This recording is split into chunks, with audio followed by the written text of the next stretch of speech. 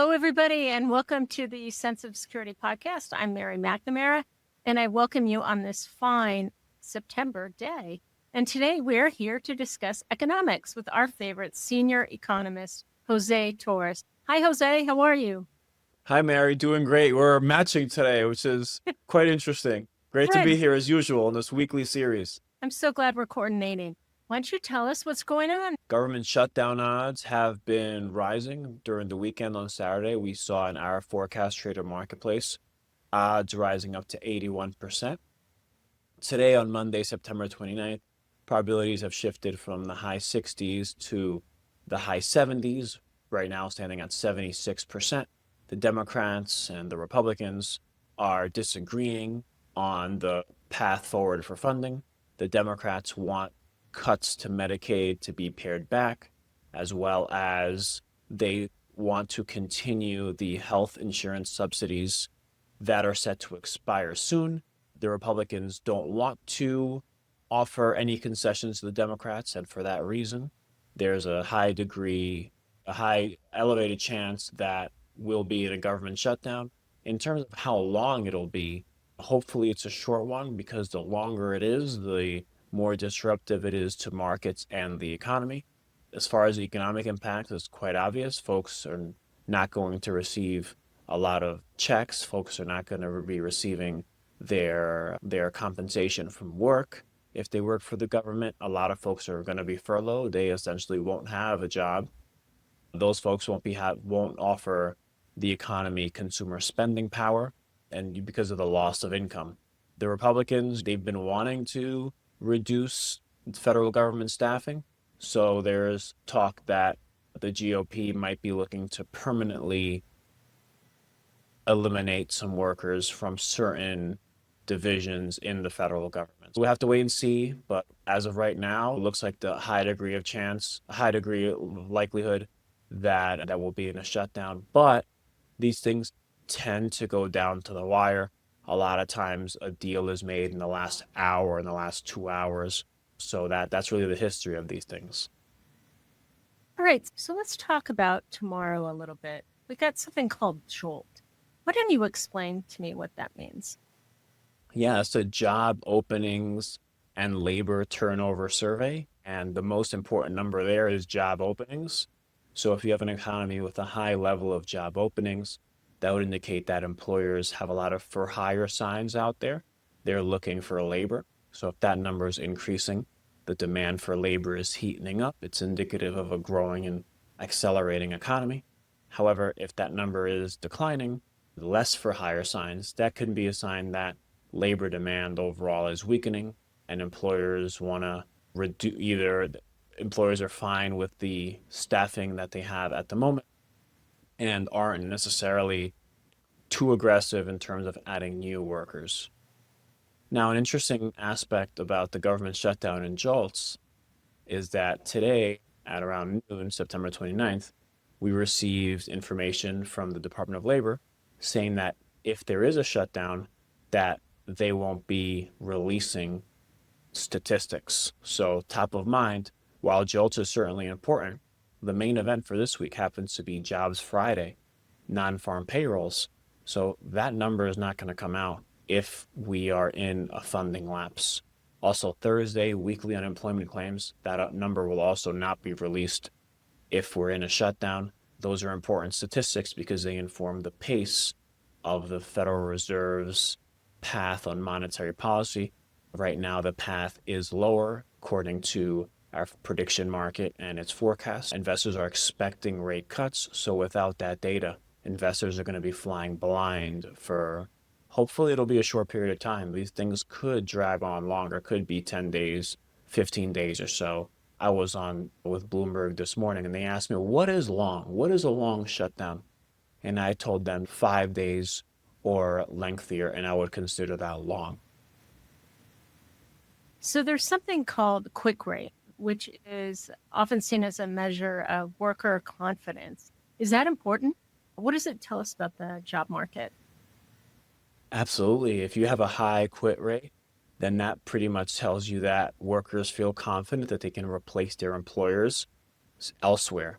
But if you have a low quits rate, that means that employees are they're more hesitant. They're not as confident about leaving their jobs and finding a new job. For years, the job changing has rewarded workers from a compensation perspective.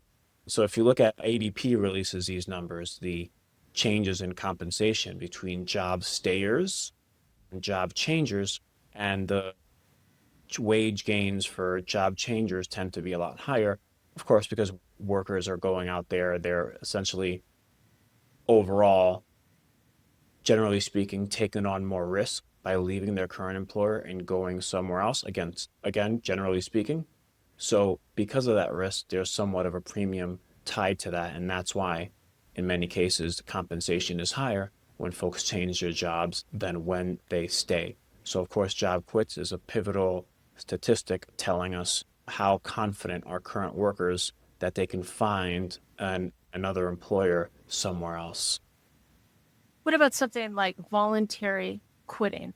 So somebody decides to quit, do they track that as well? Yeah, so voluntary separations, that would be a quit. One thing that they also track is a hiring rate in that report. And that's essentially the speed at which employers are hiring new workers. And that's been very low. We've been in a low hiring, a low firing kind of environment where employers have been stabilizing their headcounts and have just been progressing with the number of workers that they have rather than trimming labor significantly or adding materially. So we've had a flat labor market. That's been the characteristic for some time. And then throw on top now, you have immigration restrictiveness from the Trump administration. That also changes how we analyze the labor market and the composition of the labor market because you're in an environment of low hiring, but you also don't have a buoyant supply of workers. You don't have a big pool of people that you can go hire from.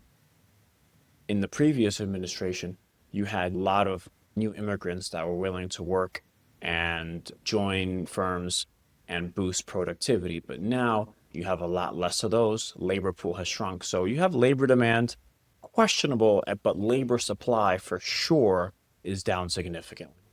So just looking at a couple other things coming up, possibly tomorrow or maybe not. Is there something, the house price index and also the Case-Shiller home price, month over month and year over year? So how do those differ and what is the Case-Shiller home price?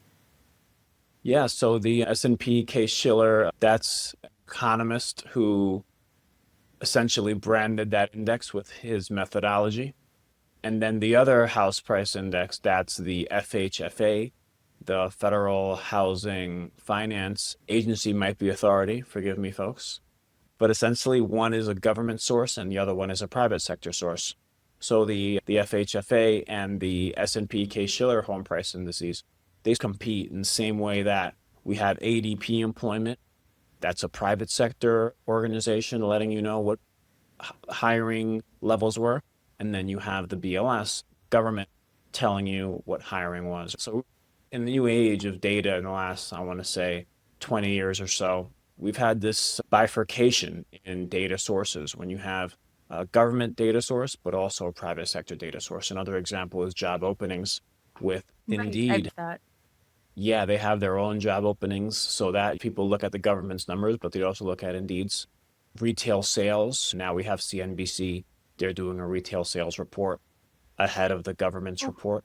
So that's what's going to happen with investors if we have a government shutdown. They're going to be in the dark, folks, because they won't have the information that they need to inform the path of rate cuts going forward. Right now, our prediction market expects with a high degree of likelihood that the Fed will cut in October, but December is more of a coin flip date that was coming out this Friday.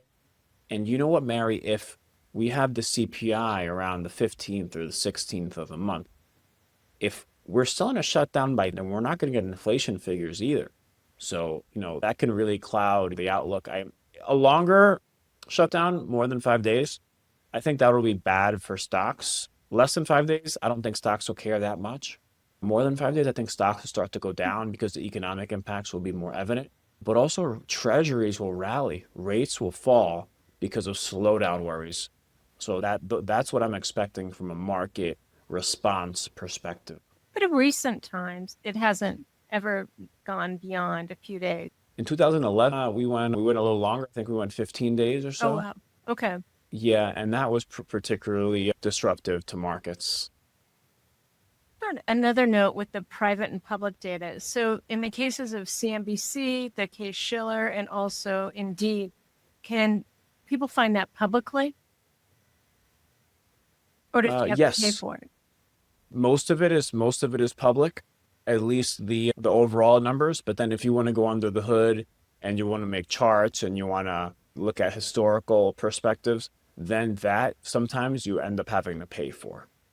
Is there anything else you want to add to this week? It's somber, but hopefully they'll figure it out.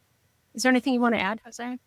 Yeah, no, I think if we don't have a government shutdown, I think that the numbers on Friday are really going to influence market moves. For market bulls, they're going to be looking for cool numbers that support rate cut enthusiasm going forward, but not ice cold numbers that threaten the buoyancy of corporate earnings.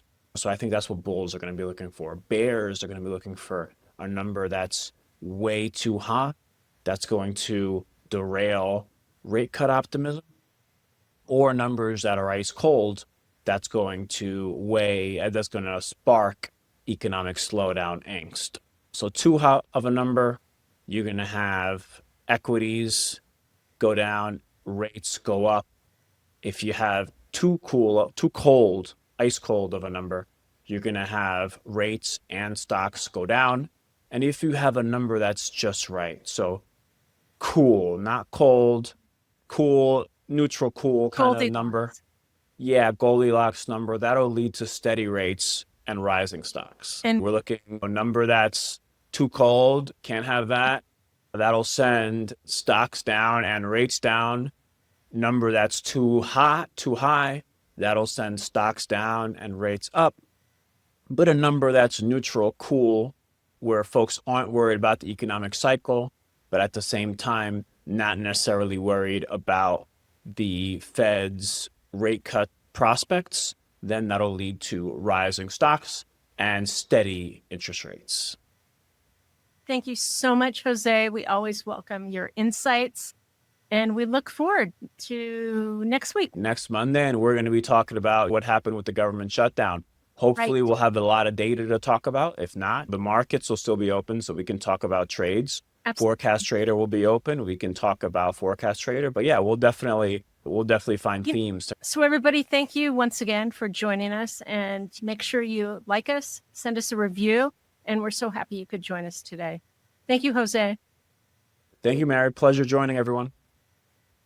The analysis in this material is provided for information only and is not and should not be construed as an offer to sell or the solicitation of an offer to buy any security. To the extent that this material discusses general market activity, industry, or sector trends, or other broad-based economic or political conditions, it should not be construed as research or investment advice. To the extent that it includes references to specific securities, commodities, currencies, or other instruments, those references do not constitute a recommendation by IBKR to buy, sell, or hold such investments.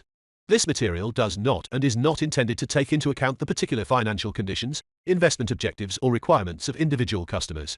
Before acting on this material, you should consider whether it is suitable for your particular circumstances, and, as necessary, seek professional advice.